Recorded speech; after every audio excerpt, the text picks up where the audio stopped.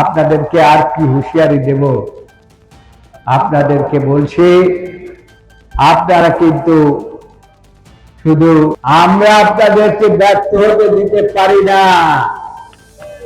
আপনারা যদি বাঁচতে চান তাহলে পরে এদেশের মানুষের ভোটের অধিকার, গণতান্ত্রিক অধিকার, এটা দিয়ে যত তাড়াতাড়ি সম্ভব আপনাদের যা যা সংস্কার করা দরকার, সংস্কার তো হবেই।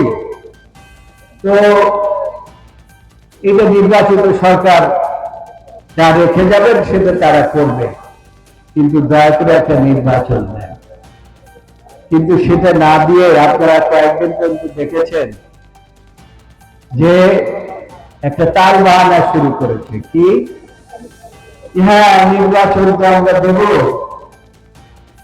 তো পার্লামেন্টের আগে ইউনিয়ন পরিষদের নির্বাচন দেবে স্থানীয় সরকার।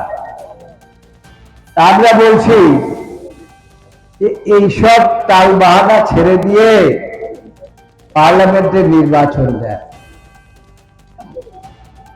আমাদের যারা মহাসচিব এবং যারা তারেক রহমান সাহেব বারবারই বলছেন যে পার্লামেন্টের নির্বাচন দেন এবং আপনারা যা যা সংস্কার করতে চান এই ফ্যাসিস্ট সরকারের পতনের আগেই আমি 31 দফা দিয়ে সেটা বলে দিয়েছি।